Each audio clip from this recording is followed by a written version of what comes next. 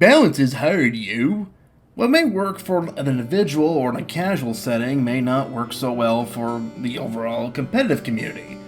A good example is like Little Mac and Ganondorf in Super Smash Bros. Ganondorf and Little Mac are very powerful characters if you have items on. If not, if you're playing competitively, they're gonna spend about 80% of the match off stage, out of their own volition. So, if a character is bad both casually and competitively, then that's a really bad character. And a good example is Symmetra from Overwatch 1, at least the Day 1 Symmetra. She was part of the support group, even though she couldn't heal, and every other character in that category before her and after her could heal. Symmetra was a building character. Her kit revolved using buildings. And they all kinda sucked. I would say that she is the worst design character with Overwatch in mind, up until Sombra, and I think she was the worst character Overwatch ever had. So, let's go over Symmetra, the Day 1 version, and go over her kit. And let me tell you this point. There was an old saying regarding Symmetra at that time. If you lose the first point, you stop playing as Symmetra. And as somebody who mained her at that time, that point was very true. Before we begin, I should probably tell you that I don't have any footage or screenshots of my time playing Overwatch 1. I stopped playing in 2018. I was done with the game at that point. I was being overly toxic towards my teammates in casual mode, I wasn't good enough for competitive, and honestly, I just felt like the game was not very skillful. Everything felt so automatic. I didn't feel like I was actually doing really good at the game. I feel like I was pressing the button at the right time, and my enemies were all dying because I pressed the button at the right time. I believe my cutoff point was the Blackwatch event.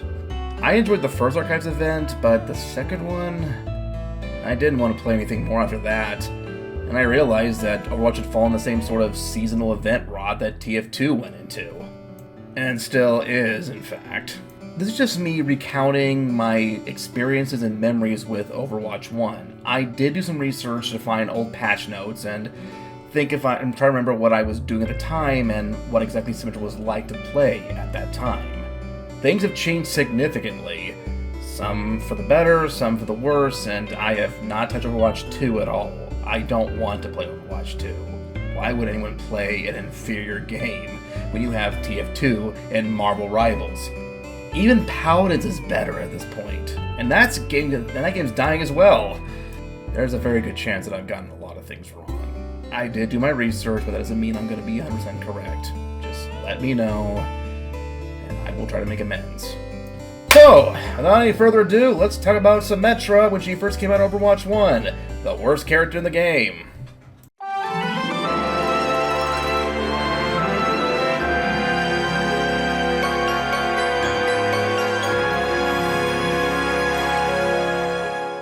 Overwatch is a game about guns, so let's talk about Symmetra's gun, and how it's half good, half bad, and that's the best part about her. Primary Fire will send out a beam and will lock onto a nearby enemy as long as they are close enough and they're also within line of sight of Symmetra. Same thing as Scarlet Witch in Marvel Rivals. But here's the difference. Symmetra's beam scales. The longer you hit a target with the beam, the more damage will start to do, to the point where she can straight up just kill somebody in less than 2 seconds. The power does decay after a certain period of time of not hitting something, but there is enough of a window where you can reload or re-engage the target before it goes away. This led to a lot of Symmetra players just bunny hopping around the map, just constantly on the fire button and getting a ton of kills this way before dying. And that was about the most effective she could be, just doing that. So, what about Ult Fire?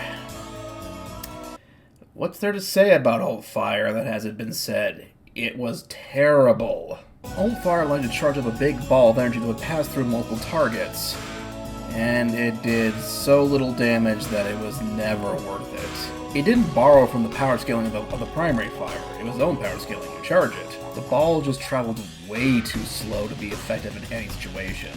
Maybe for choke points it was decent, but you had a better option. Primary fire. In the time it takes for you to line up a charge shot, charge it up all the way, and then hope the target's still there when you're hitting it, you could have just simply ran forward and just used primary fire against it.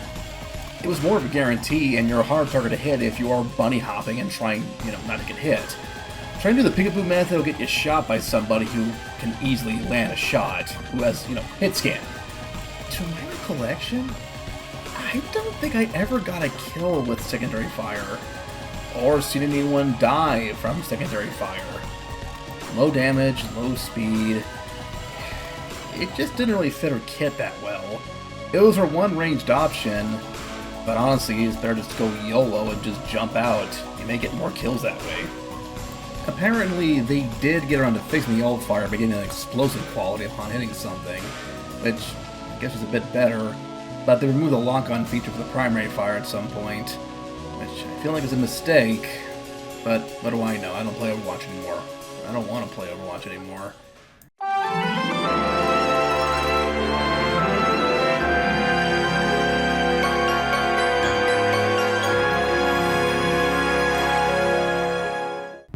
Hey look, I'm an engineer. That means I solve problems. Problems like, how am I gonna keep the enemy from winning the game? The answer? Use a gun. Or rather, I make a sentry gun and it does all the work for me.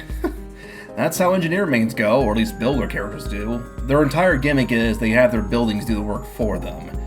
Now, with Torbjorn serving as the equivalent to the range engineer, Symmetra serves as the equivalent to the gunslinger, aka the mini-sentry engineer.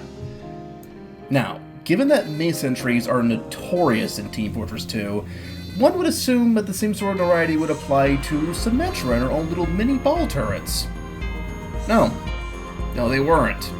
Well, they were in some cases, but the truth of the matter was that once you got used to them, they were far and away not a threat to anything. So you're going to pull out one of her 6 turrets on any solid surface of the map. The wall, the floor, the ceiling, the payload, dogs, cats, fleas, anything solid will do. Once deployed, the sentry gun will target one enemy with an unlimited radius and send out a beam familiar to Symmetra's primary fire. Homing, you can't escape it unless you get out of its radius.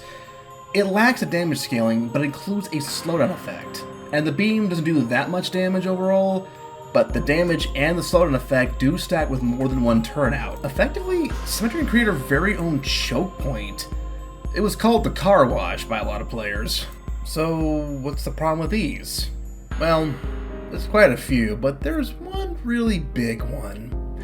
Or rather, one really tiny one. They only have 1 point of health to them. Yeah, just 1 point of health. Each turret. They can be killed by anything that does damage, and I swear at one point, Pharah's concussive missile destroyed them, even though it doesn't do any damage. It could have been a glitch or something else shot it during the time that the rocket hit them, but still. I really have a hard time believing this is actually an intentional design. I mean, 1 point of health? 1? Now, this would make sense if these things were disposable like, say, mini-sentries are, but they weren't. You may blow out 6 at once, but Symmetra only holds 3. She can only deploy 3 total, has to wait for an individual cooldown to put on a new one. 12 seconds long. So that's a big problem for a defense-oriented character like Symmetra. She doesn't have the resources to set up in time. She technically can get all 6 turns out before the round starts, but the problem is after that she has to wait for the 12-second cooldown to give her back 1 turret at a time and hope she can keep most of her turrets alive, which are impossible because they go down in 1 hit. 1 HP, remember? Gonna keep harping on it. So, ironically, at least in terms of lore, if she needed enough time to get to the point and set up her stuff and has extra time left over to rebuild her resources, she would need help from her in-universe rival Lucio to speed boost her to the point.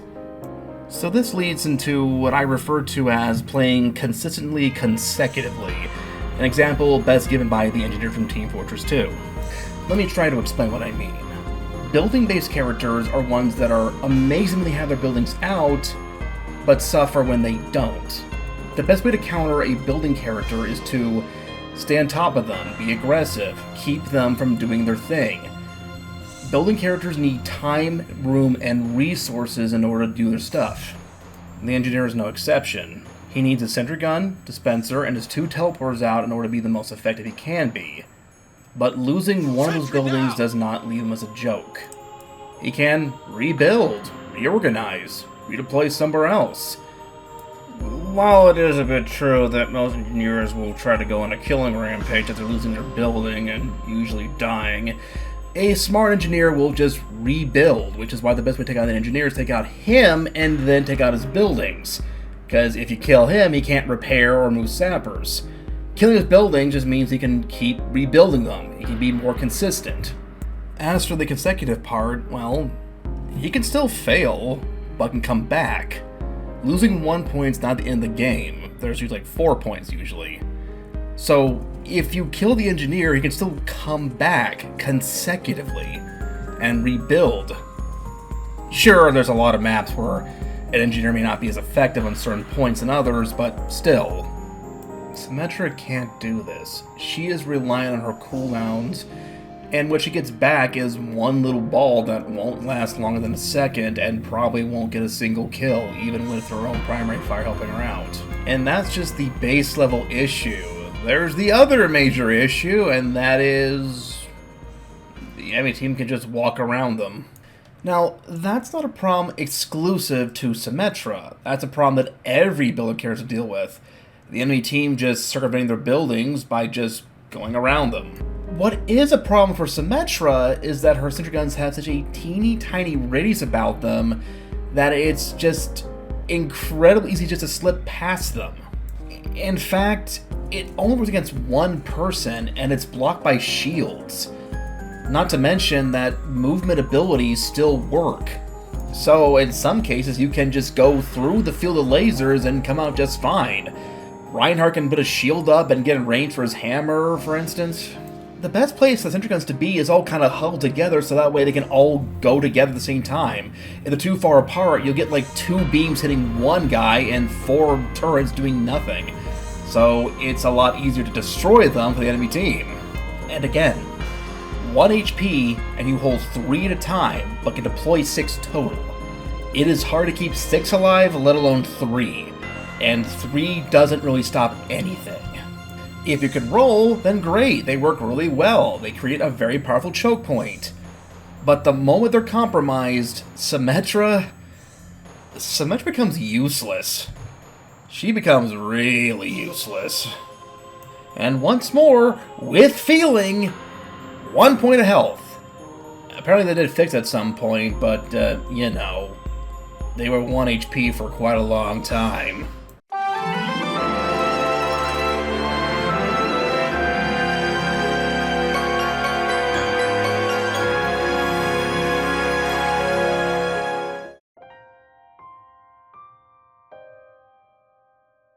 Ultimates in Overwatch were controversial, to say the very least.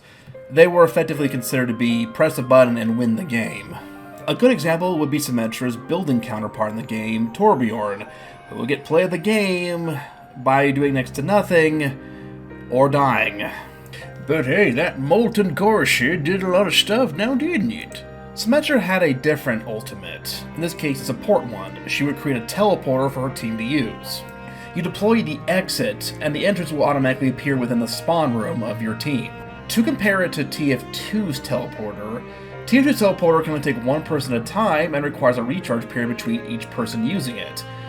Upgrading the teleporter, however, will decrease that recharge time. Now, Symmetra's can take up to 6 people at once, instantaneously, without a recharge between each use. So, sounds really powerful now, doesn't it? Really useful.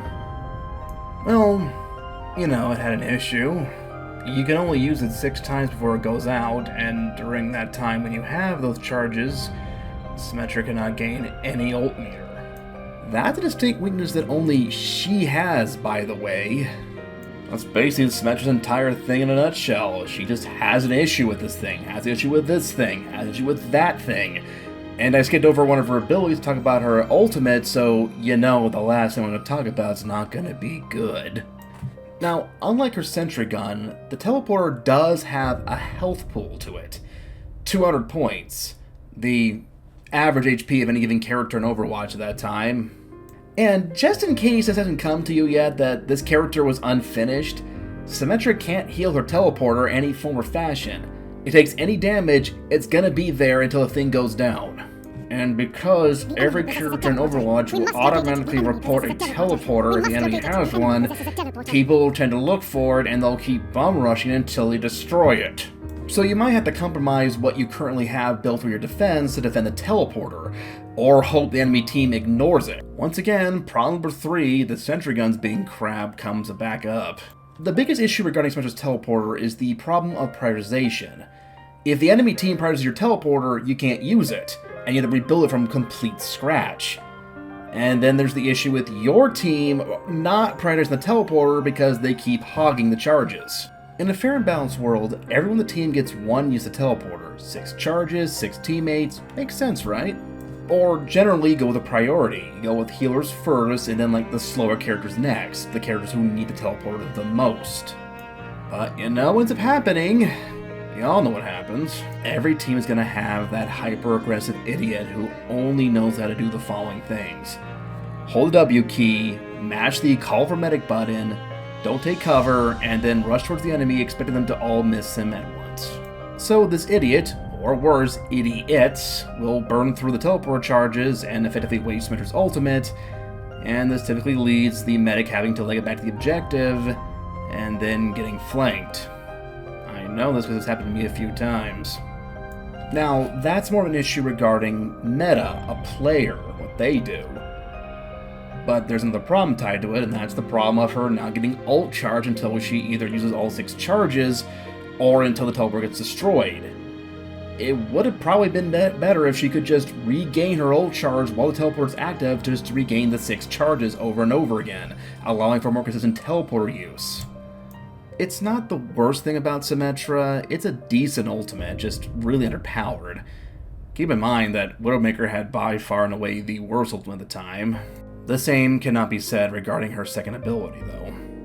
It was the worst ability in Overwatch. Might just be the worst ability in Overwatch, period. The next section is going to be quite long.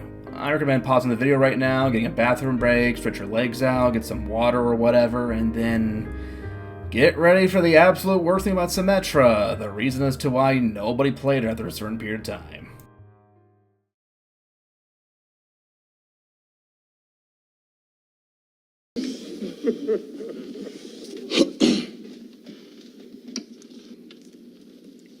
What can you say about Photon Shield. What indeed? He was Ability. Ability name Photon Shield. Photon Shield did one thing. You target one teammate and grant them 25 extra HP for the remainder of their current life. Alright, let's talk about how Team Fortress 2 handles health values. Below's HP value in the game is 125, shared alongside the Scout, Spy, Sniper, and Engineer. Sniper and Spy are considered to be the pick class characters. Their low health is offset by their ability to one-shot anyone they want. Scout has a very powerful gun, and has a very high degree of mobility about him. It's his fragility, however, that keeps him from being a continuous active threat that's always in your face. And as mentioned before, Engineer has a ton of buildings that do most of the work for him. Up next we have the Medic, who has 150 HP. That puts him right at the cusp of being killed by a sniper instantaneously, either with a quick headshot or a fully charged body shot. He does have regenerative health though. The low HP combined with regenerative health actually puts Medic in a perfect position of having just the right amount of health. If he was lower, nobody would really play as him. It would require far and away more effort to keep him alive to get Uber up. And if he had more health, then everyone would play as him. Because at that point, Uber stops being a reward for staying alive and healing your team, and more so an eventuality. Moving on to the next HP pool of 175, we have Doman and Pyro. But before we talk about them, we need to talk about movement speed and how it's tied down to both roll and the health pools. Scout has the highest movement speed, benefiting his role as a hit-and-run class. The second highest is shared between the Medic and the Spy. For the Medic, it allows you to get to healing targets quicker, as well as escape enemies. For Spy, it allows him to get behind the enemy lines a lot quicker, allowing him to get in position to backstab and sabotage as he sees fit. Engineer, Sniper, and Pyro share the medium movement speed pool. For Engineer and Sniper, they're characters that hang around the medium to back lines. They hang back, they don't really need to go much forward. Now, Pyro is right there in the middle of having the average movement speed and the average HP pool. If he had more movement speed and more health, he would be next to impossible to kill without the entire team ganging up on him. Imagine a Pyro with Scout's movement speed and Heavy's HP pool. That is truly the worst nightmare for any TF2 player. And then we have the Demo, who has the same HP pool, but moves slightly slower than Pyro. His offset is that he has the highest damage potential of any character in the game. His sticky bombs can literally wipe out an entire enemy team on his own, even without crits. But he has less health than his explosive counterpart, the Soldier, and that does come into play in terms of both doing damage, surviving damage, and mobility. You take damage from your own explosives, and Delman only has explosives. Oftentimes the best way to fight a Delman is at close range, because in that range it's either a case of you kill him or he kills you and himself at the same time. Unlike the Soldier, Delman does not have the gunboats. If he wants a sticky jump, he has two options. One, he uses his regular sticky bomb launcher to take the full damage, or B, use a sticky jumper and negate every point of damage the sticky bombs could have done to him and the enemies. Moving on to the Soldier, he has the second lowest movement speed and the second highest HP pool, and that is there to help him deal with rocket jumping. If you want to get around, you have to rocket jump, but you gotta make sure you don't spend all your HP and ammunition rocket jumping around. That's a big thing about learning how to play Soldier. You need to know when to rocket jump. You should be rocket jumping, but you shouldn't be doing it every single second. There are a lot of things you can do to help fix that. You can use the rocket jumper or the gunboats. But of course, you have to work with the downsides. Having the gunboats on to get a good chunk of your self-blast damage, but you don't have a shotgun or a banner to pop. Now, I'm not going to say that Soldier is weak. He's the best character in the game by far. As for Heavy, he has the highest HP pool and the lowest movement speed. Heavy can do a lot of damage really quickly, and he can obviously take that damage in return. But it can nearly take him a full minute to get anywhere he wants to go. There's actually a few things that are banned in certain competitive circles because they get Heavy to the point faster, and that's often seen as a big problem. Another major factor to consider is Medic's ability to provide overheal. This grants the healing target 50% of their max HP as decaying health. Remember I said before about the Sniper being able to one-shot a Medic? Well, that comes into play. Overheal can counter a Sniper. Sniper really has about 3 different damage he can do. He can do 50 with an uncharged body shot, 150 damage with a fully charged body shot or an uncharged headshot, and 450 with a fully charged headshot. Meaning that even with the lowest HP characters in the game, Overheal can counter a Sniper. He has to stand still and charge up, and that gives him tunnel vision, which leaves him exposed to, being flanked. Conversely, there's the Demo Man. The Demo Man has a sword called the Islander. Every kill made with the Islander grants Demo Man 15 extra points of HP to work with for the remainder of his current life, up to a total of 60 points. But it debuffs his max HP by 25 points when he has it equipped. So he gains less overheal from the Medic, and he can be one-shot by a Sniper a lot easier. There are a lot of things in TF2 that can also raise your max HP, and that to affect overheal. Most notoriously, there was Scout. The Milkman set in the Pretty Boy's pocket pistol used to give him extra 8 points of HP, which would allow him to remove the glass out of the term glass cannon. Oh, right, Overwatch, Symmetra, oh yeah, don't worry, it's still on topic. I just like talking about TF2 stuff, in case it hasn't been made pretty obvious by this point. The point I'm trying to get out is that in TF2, HP is a big thing, and there's a lot of ways you can affect it. Overwatch does not have this. There's no overheal, and there's no way to raise or lower your max HP. And that's a bit of a problem given the fact that Overwatch allows most characters to perform headshots, doing double damage. Only 2 characters in TF2 can do headshots, Sniper and Spy. And Sniper is a weapon that effectively turns off headshots, and it used to outright do so. And Spy needs a weapon on to actually do headshots. In Team Fortress 2, the highest HP is 300, and the lowest is 125. In Overwatch 1, the highest HP was 600 and the lowest was 150, and that was only on 2 characters, one of which was later buffed to have 200, leaving only one to really have 150. So in reality, the lowest common HP value was 200. For TF2, that's a difference of 175 HP, but for Overwatch, that's a difference of 400. In Team Fortress 2, 25 HP can be a game breaker. In Overwatch, it doesn't do anything at all. Period. And in case you felt bad for Photon Shield, it's also hard countered by a universal mechanic: quick melee.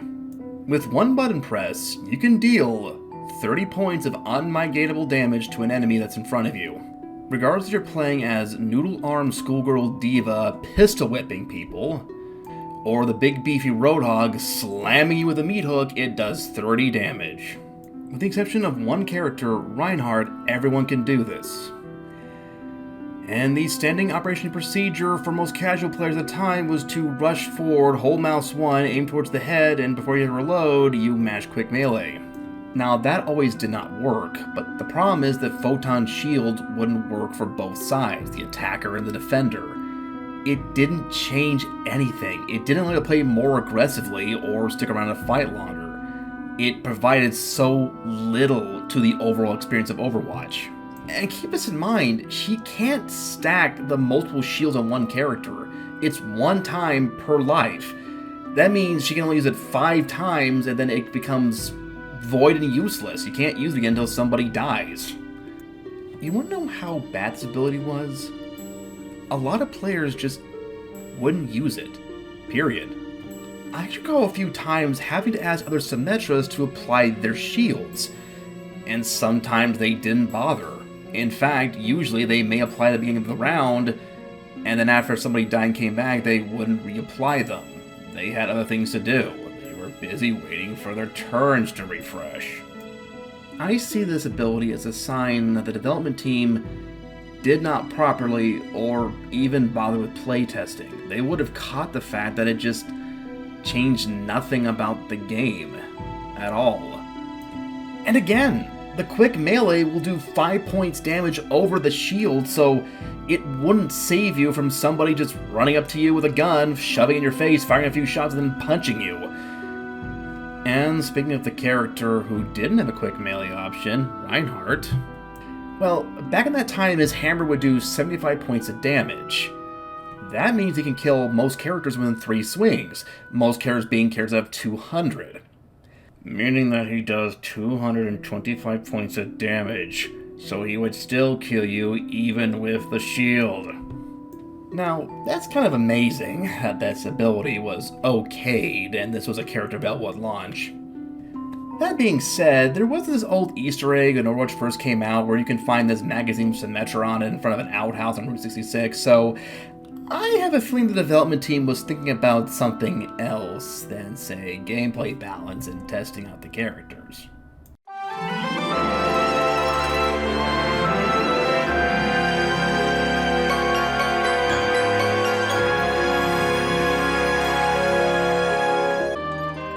So, yeah, there was just a lot of problems with Symmetra at launch. It took until the end of the first year to actually get around to balancing her. They first buffed primary fire to actually have a longer range. Not that it really needed that sort of buff, but I guess they just didn't want to touch ult fire at all. As the turrets, that you can now hold 6 at once, and they reload a lot faster, going to 10 seconds each. The teleport was given a better survivability, being buffed to now have shield HP in the form of 350. But you could also now use a second ultimate, the shield generator. It provides 75 HP and shields to all teammates in the vicinity. And they just got rid of Photon Shield together and gave you a new ability, Photon Barrier, aka Operation Flying Shield.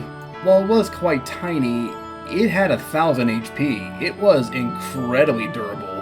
While you couldn't control how fast it moves, it could still block certain elements like, say, divas.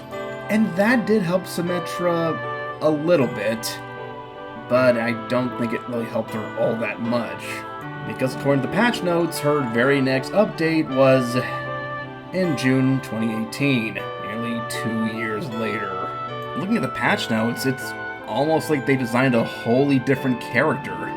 I'm not going to look at the list of changes, there's just so much throughout the years. Instead, I'm going to look at this website called Overbuff and how they count every character's pick rate, win rate, and KDA. This covers both gameplay modes of Quick Play, Competitive, on the PC in the last 3 months, starting from here, June 2025. Symmetra's at the top of the 10 least picked characters in the game. But here's the thing, she is the top in terms of win rate.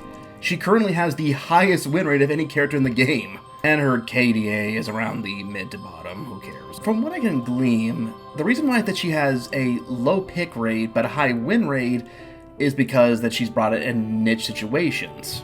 So in reality, it's a bit more of a case of she's not commonly run, and therefore people are not too used to fighting against her.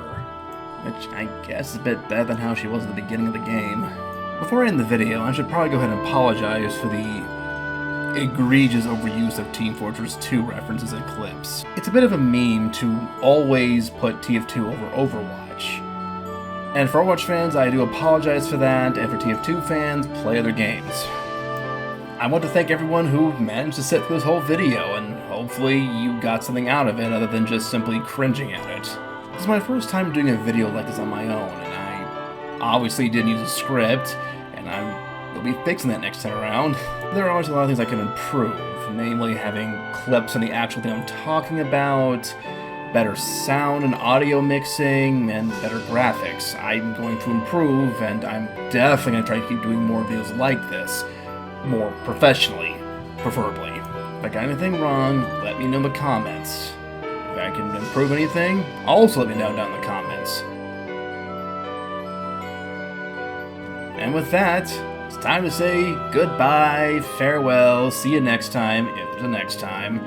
And remember, leave a bowl of milk out for the guy who lives underneath your bed. He definitely needs it more than you do. Adios, amigos.